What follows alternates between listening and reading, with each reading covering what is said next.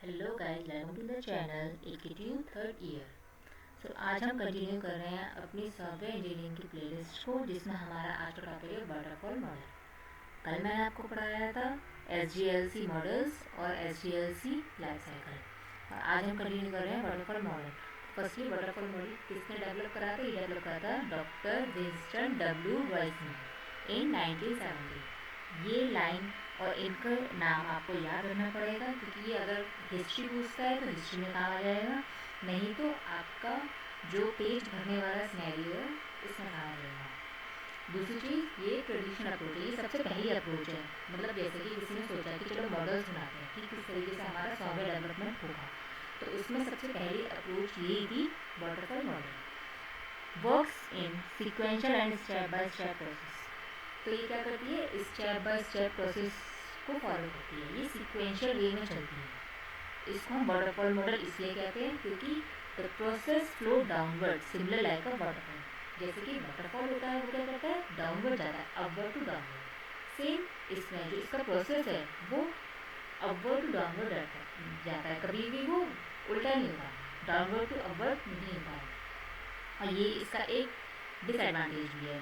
भले इसका एडवांटेज है ऊपर से नीचे जाता है, पर इसका एक डिसएडवांटेज भी है कि ये डाउनवर्ड टू अपवर्ड नहीं जाता। Each phase following the previous one, जिसमें जो हर फेज है वो अपने पहले वाले को फॉलो कर रहा होगा। ऐसा नहीं कि पहला स्टेप आधा हुआ है फिर हमने दूसरा स्टेप कर लिया फिर हम पहले स्टेप पर चले गए, ऐसा इसमें नहीं होता। जब तक इसमें पहला स्टेप फुल कंप्लीट नहीं हो जाएगा तब तक वो दूसरे स्टेप पर नहीं आएगा। Then helps in controlling the progress and giving a clear direction. ये क्या करता है? हेल्प करता है प्रोग्रेस को कंट्रोल करने में and giving a clear direction. ये एक क्लियर डायरेक्शन देता है और कंट्रोल करता है प्रोग्रेस को। Next, use for small and stable projects. ये यूज़ किया जाता है हमारे छोटे प्रोजेक्ट्स के लिए या फिर स्टेबल प्रोजेक्ट्स के लिए, जिसमें कि हमारी रिक्वायरमेंट पावर चेंज ना हो, क्योंकि इसमें हम अपना बैक फ्लो तो कर नहीं सकते हैं। तो इस वजह से हमें ऐसे प्रोजेक्ट्स लेने होंगे जो कि छोटे हों। नेक्स्ट, इसके फेजेस क्या होते हैं? इसके 6 फेजेस होते हैं। सबसे पहले आता है requirement analysis, system design, implementation, testing, deployment and maintenance. इन सब स्टेप्स के बारे में मैं आपको कल पढ़ा चुकी हूँ, फिर मैं एक बार फिर से बता देती हूँ आपको। सबसे पहले आता है requirement analysis. Requirement analysis means हम इसमें जो हमारा डेवलपर होगा वो क्लाइंट से रिक्वेस्ट को लेगा, उन्हें एनालाइज करेगा। तो इसमें क्या होगा? हमारा इंटरेक्शन हो गया, क्लाइंट को क्या क्या चाहिए, क्या उसकी रिक्वायरमेंट्स हैं। Then system design. System design means वो डिज़ाइन करेगा, एक डिज़ाइन रेडी करेगा, एक ब्लूप्रिंट रेडी करेगा, जिसमें क्या होगा? वो इन सबको विजुअलाइज करेगा। नेक्स्ट, इम्प्लीमेंटेशन, और हम इसे कोडिंग बोल सकते हैं, जिसमें हमारा क्या रहता है? कोडिंग पार्ट रहता है, बैक एंड फ्रंट एंड ये सब बनाना। नेक्स्ट, टेस्टिंग, अगर उसमें कोई एरर्स वगैरह आ रही है तो उसे सॉल्व करेगा वो। Then deployment. डिप्लॉयमेंट मीन्स जो हमारा यूज़र है या हमारा जो क्लाइंट है उसके डेस्कटॉप या उसके सिस्टम पर उसको इंस्टॉल कर देना। और लास्ट, मेंटेनेंस, अगर उसमें कुछ अपग्रेडेशन करना है तो वो कर सकते हैं। इसमें यही एक इसका डिसएडवांटेज है सबसे मेन, कि इसमें प्रोटोटाइपिंग नहीं होती, या फिर हम कह सकते हैं ये बैक फ्लो नहीं कर सकता। रिक्वायरमेंट एनालिसिस के बाद अगर डिज़ाइन हो गया तो ये वापस रिक्वायरमेंट एनालिसिस में नहीं जा सकता।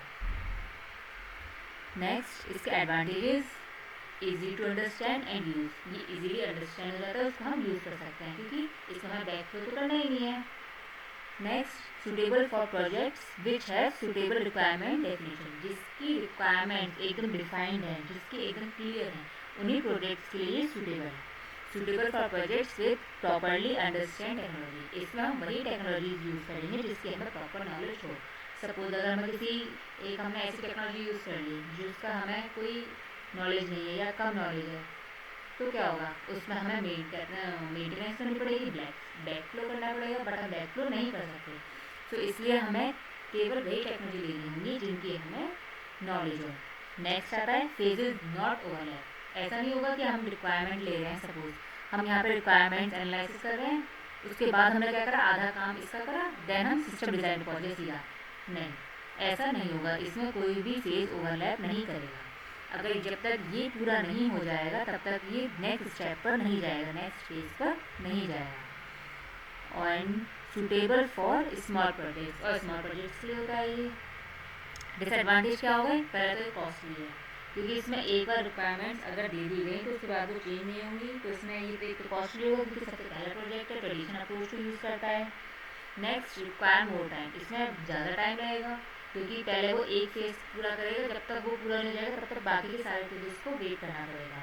तो इसका मतलब क्या हो गया, जब तक एक फेज पूरा नहीं होगा दूसरे फेज पे नहीं जा सकते, तो क्या टाइम लगेगा। Does not accept requirement that keep changes, जो रिक्वायरमेंट्स चेंज हो रही हैं उसको ये नहीं ले सकते। नॉट फ्लेक्सिबली, फ्लेक्सिबल नहीं है, इसमें अगर हमें चेंजेस करने हैं तो हम चेंजेस नहीं कर सकते हैं। There is high level of risk associated with this model, इसमें बहुत ज़्यादा रिस्क है। अब जैसे अगर हम एक पढ़ेंगे स्पाइरल मॉडल, इसमें क्या होता है, एक स्टेप और होता है उसमें रिस्क एनालिसिस, तो इसमें रिस्क एनालिसिस वाला कोई सीन नहीं है, तो इसलिए इसमें रिस्क का बहुत हाई लेवल होगा। And does not support prototyping, prototyping means backward flow करना, ये इसमें नहीं होगा। एंड नो फीडबैक पाथ, जैसे कि हमारा प्रोटोटाइप मॉडल एक नेक्स्ट मॉडल है जिसको मैं आपको पढ़ाऊंगी नेक्स्ट में, तो इसमें क्या होगा, हमारा एक फीडबैक पाथ जाएगा जिसमें अगर यूज़र को कोई लगता है कि इसमें अभी और चेंजेस होने हैं तो एक फीडबैक पाथ जाता है और देन वो फिर से डिज़ाइन करा जाता है। तो इसमें वो चीज़ नहीं होगी, इसमें एक बार रिक्वायरमेंट दे दी तो दे दी। So this is for today. I hope आपको ये समझ में आ गया हो वाटरफॉल मॉडल। अगर आपको क्वेरी है तो आप कमेंट कर सकते हैं, और अब मैं नेक्स्ट मॉडल पढ़ाऊँगी प्रोटोटाइप मॉडल अपनी नेक्स्ट वीडियो में। So thank you for watching, bye bye.